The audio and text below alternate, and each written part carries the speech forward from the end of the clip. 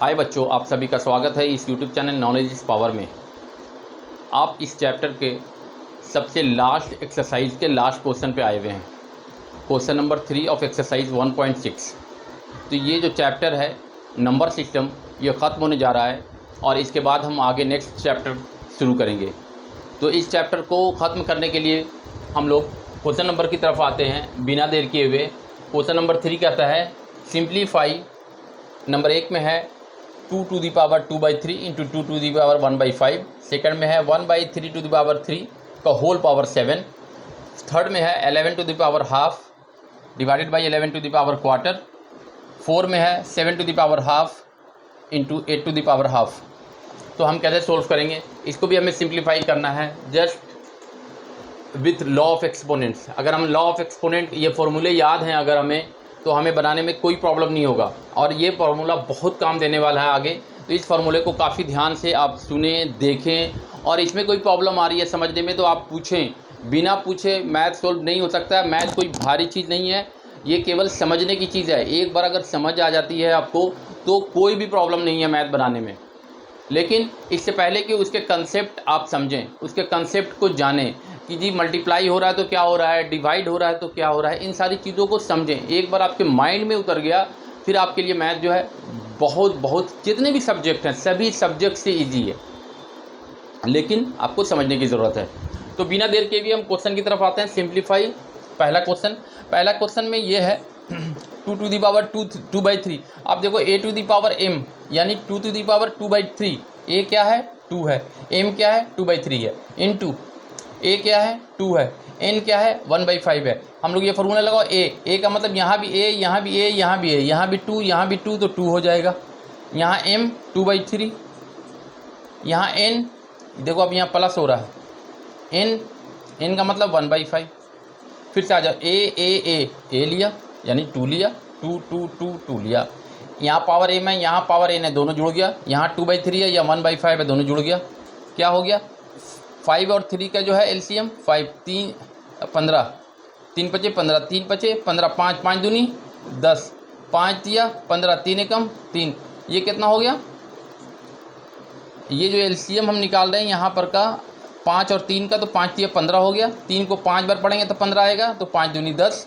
5 को 3 बार पढ़ेंगे तो 15 आएगा, 3 एकम 3, 10 और 3 13 और नीचे में 15, ये 2 हो गया। तो आंसर क्या आ गया 2 पे 13/15 यानी 2 हो गया बेस और 13/15 जो हो गया आपका एक्सपोनेंट हो गया। ये हो गया आंसर।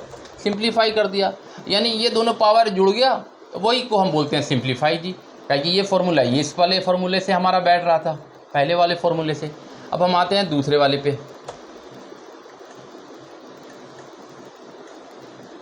क्लियर हो गया ना?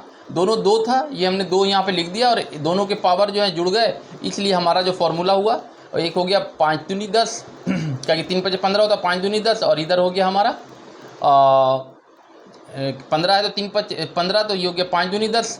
यहाँ हो गया 5 3 15, तो यहाँ 3 हो गया, तो 10 और 3 13/15 हो गया आंसर, यानी 2 to the power 13/15 ये आंसर हो गया। दूसरा क्वेश्चन है ये, पहले यहाँ देखो क्या है 1 3 to the power 3 और इस पर 7।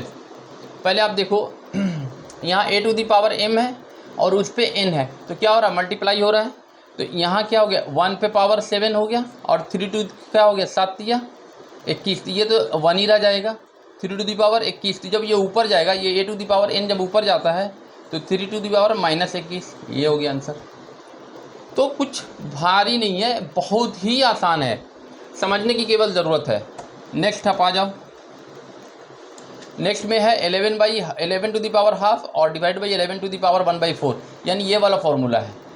यहाँ भी a यहाँ भी a, तो दोनों में 11 है। m में यहाँ हाफ है, n में यहाँ क्वार्टर है, तो क्या होगा माइनस में हो जाएगा, तो 1/2 - 1/4। 4 और 2 का एलसीएम 4 आ गया, 2 दूनी 4, 2 एकम 2, 4 का 4 तो ये 1 हो गया, यहाँ 1, तो ये हो गया आपका 2 में से 1 गया 1/4, तो 11 पे जो पावर हो गया वो 1/4 हो गया, ये हो गया आंसर।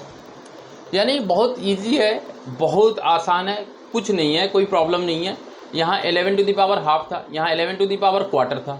हमने क्या किया 11 को सही रहने दिया, यहाँ हाफ से क्वार्टर को माइनस कर दिया, हाफ को क्वार्टर से माइनस कर दिया। जैसे सिंपल एलसीएम बनाते हो सही है, 2 और 4 का एलसीएम लिया, 4 आ गया, 2 दूनी 4, 2 आता है, 2 बार में कटता है, वही 2 को 1 से गुना कर दिया, 2 हो गया। 4 से 4 एक बार में कटता है, 1 को 1 से गुना कर दिया, 1 आ गया, 2 में से 1 गया, 1 यहाँ 4 लिखा गया, तो 11 तो पहले से लिखा हुआ है, 11 1/4, ये आंसर हो गया। तो ईजी है, समझने की केवल ज़रूरत है। इस तरह से आप आगे बना सकते हो। देखो ये जो फॉर्मूला है 7 to the power half into 8 to the power half, ये आपका जो फॉर्मूला है वो है a/b वाला। यहाँ a to the power m, b to the power m, दोनों के पावर सेम है, ये दोनों का बेस अलग है, एक्सपोनेंट सेम है, बेस अलग है। यहाँ देखो दोनों के एक्सपोनेंट्स सेम है और बेस अलग है, तो क्या होगा, a और b मल्टीप्लाई हो जाएगा, यानी बेस मल्टीप्लाई होगा। 7 56 पे पावर हाफ, m वो सही रह जाएगा, तो 7 56 पे पावर हाफ हो जाएगा, 56 टू द पावर हाफ, वो भी आंसर हो गया। तो आप बना सकते हो, आप जस्ट पहले तैयारी तो करो, डरो नहीं, आप एक कदम आगे बढ़ो पहले। जब आप बढ़ोगे तो अपने आप समझ आने लगेगा। पहले से डरते रहोगे कि नहीं जी हमें तो समझ नहीं आएगा, हमें समझ नहीं आएगा, मैथ भारी होता है, जब तक कि आप शुरू नहीं करोगे आप मंजिल पे पहुंचोगे नहीं। तो इसलिए छोटे छोटे स्टेप बनाओ, छोटी छोटी समझ बनाओ, और धीरे धीरे आप पूरे सीढ़ियाँ को चढ़ जाओ और सक्सेस हो सकते हो। तो इसके लिए आपको छोटी छोटी सीढ़ियाँ बनानी पड़ेगी, छोटी छोटी चीज़ें समझनी पड़ेगी, तब आप आगे बढ़ोगे। आप लंबे स्टेप मत बनाओ ताकि आपको पैर रखने में दिक्कत हो, समझने में दिक्कत हो।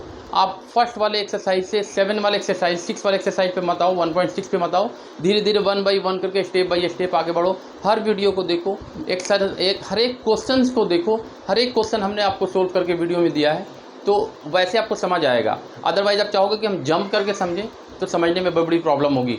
स्पीड करके हम वीडियो को देखें, समझने में प्रॉब्लम होगी। 2 बार देखिए, 3 बार देखिए, 4 बार देखिए, तो आपको समझ आने लगेगा। अगर कोई प्रॉब्लम तब भी होता है, आप कमेंट बॉक्स में लिखो, मुझे यहाँ पे समझ नहीं आ रहा है, मुझे यहाँ पे दिक्कत हो रही है, मुझे प्रॉब्लम ये आ रहा है, तो उसे मैं सॉल्व करूँगा।